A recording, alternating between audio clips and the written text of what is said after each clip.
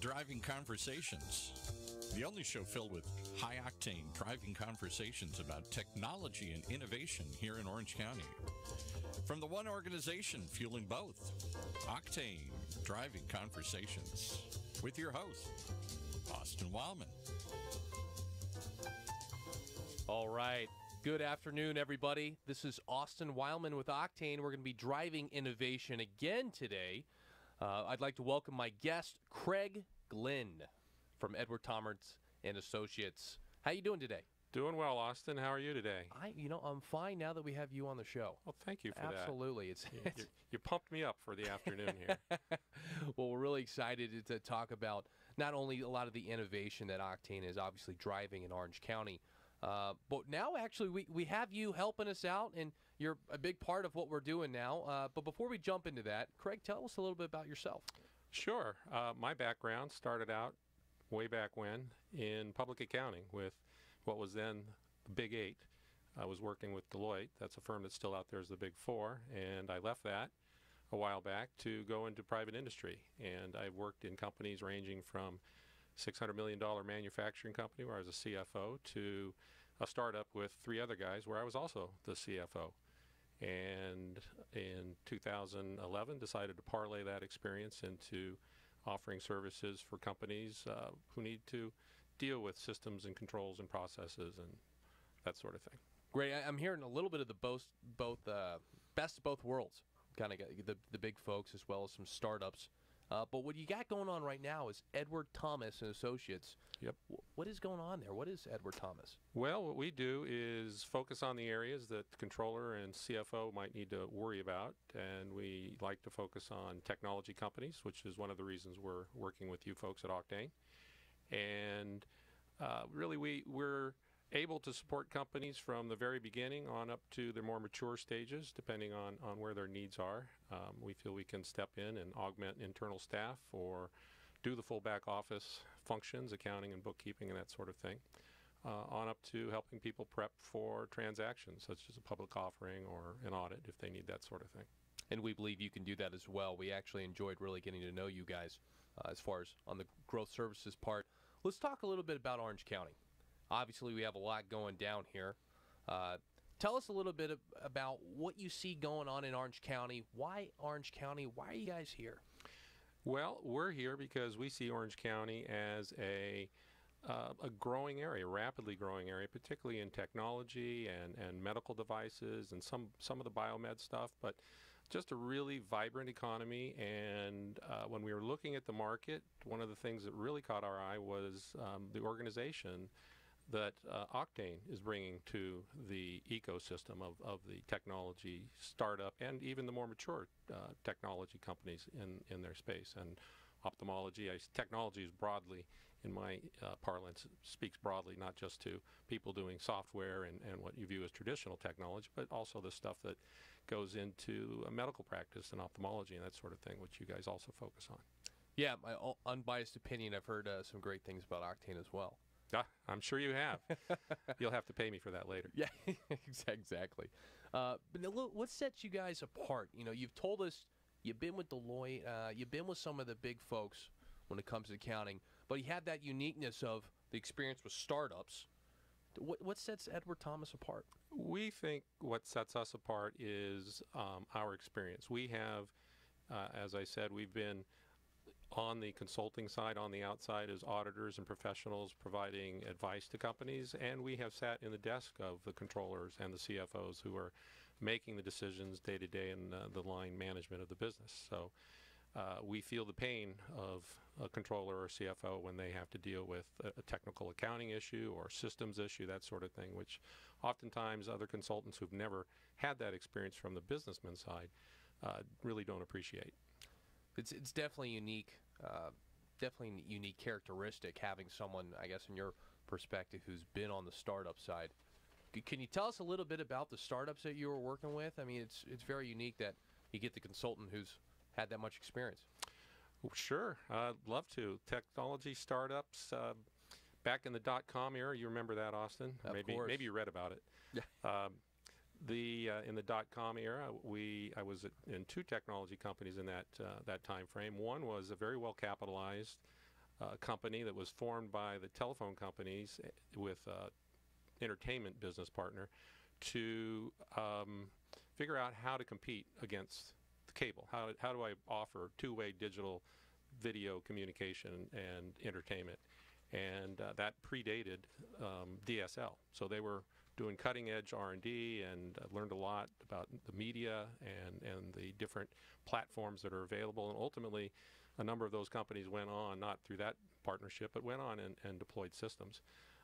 That partnership was a bit of an exercise in what happens when big companies form joint ventures and then hand it off to their line management and goes into the mill of things like career management and whatnot. So ultimately, a different outcome than could have been otherwise.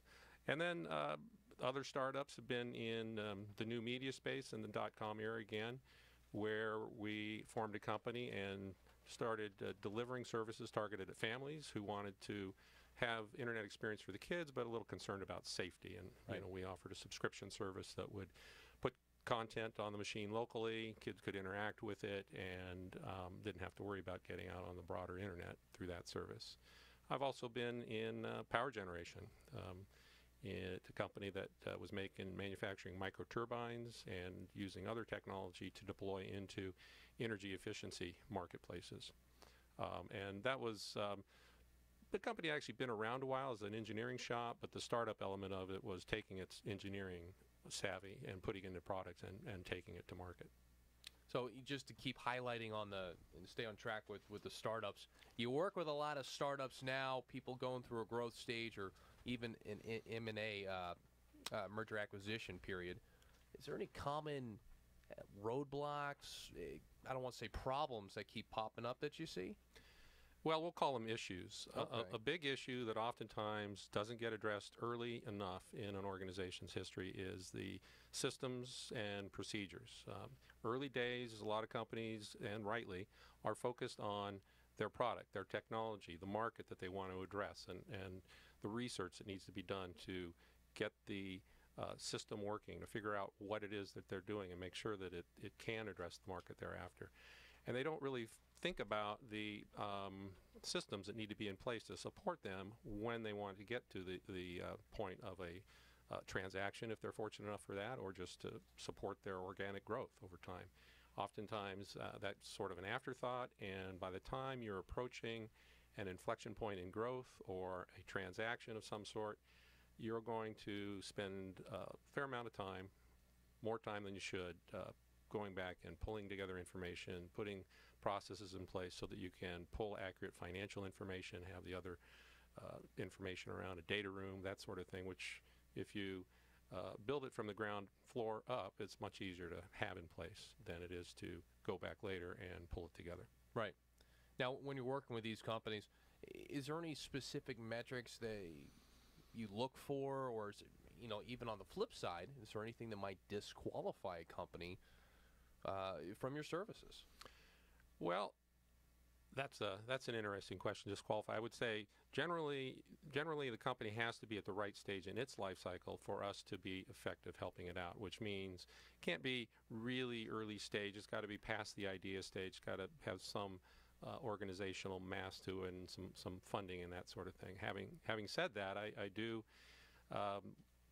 work with people, and when I say work with, often you meet people at events, events you guys put on at the Cove and other places, and I'm happy to have a conversation, to look at the pitch, that sort of thing, and we don't typically bill for that sort of thing. But to engage with the company, it really has to be a little bit more mature, a little bit down the path of its product development and funding exercise. Right. Now, when you're working with a lot of these startups, so let's kind of switch the pace here. Let's go a little bit more tactical. So let's say we're startups watching the show right now. What are at what point do they need to retire their startup plan, if you will, as far as financially speaking, and start graduating towards, okay, we need to repivot our position to focus on growth? Is there a certain point that you see that companies need to dive into that? The point depends on the business and what it's doing. A startup plan typically is done after you've done maybe some preliminary research and some development, you have a prototype of some sort. Maybe it's even before that. And you've put a plan out there. And oftentimes that plan is purpose-built to support a funding effort, get investors interested, and that sort of thing. It's not a tactical plan. So I would say as soon as you are switching gears from that funding activity, you have to start revisiting the startup plan to get down into the tactics. What kind of resources you need, what are the people, and what's the cost associated with that, so that you can forecast your runway, you can validate the markets you're looking at, and you have to oftentimes change some of the core assumptions you made at a startup before you knew what you learned a year and a half down the road as you got the product development, you got some of the research out of the way, and you go on looking at the market and seeing how well your technology, your idea matches what's out there in the marketplace. Gotcha. Now when you're working with those companies, what are some common maybe pushbacks you might get? Do you ever run into, do people ever not understand the time to switch? Is there any, what are some things, at what point will the company come to you and say, hey, I know we need to switch and prepare for growth, but we don't think we're ready yet? Is there some pushback you get normally? It's not pushback. It's a priorities. The priority is always on. I've got to focus on my product. I've got to develop my software. I've got to get that done and buttoned up so that I can go to market with that. And all that other stuff is secondary.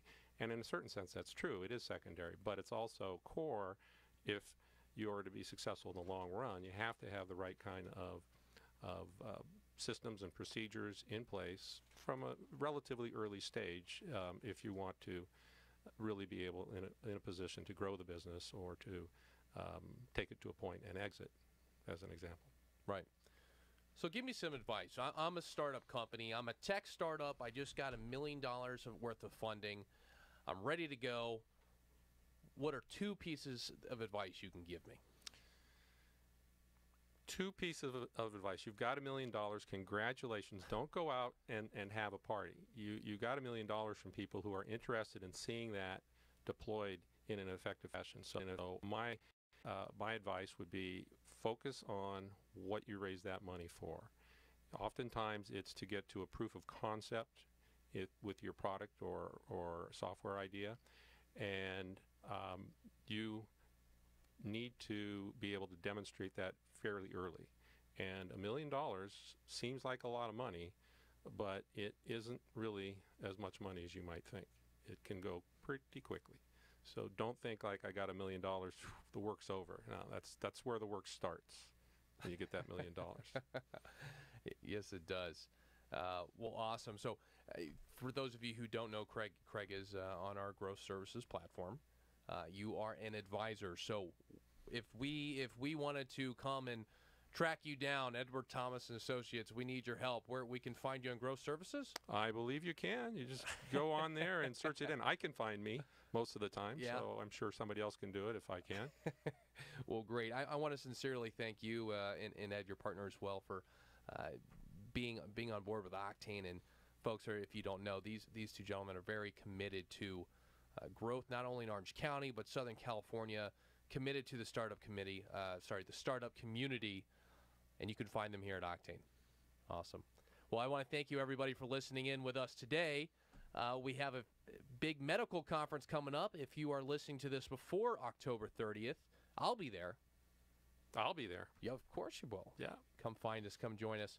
All right. I want to thank you guys. And please remember, Orange County, we're driving innovation. Come join us at OCTANE. Thank you. Thank you. And there's the clock.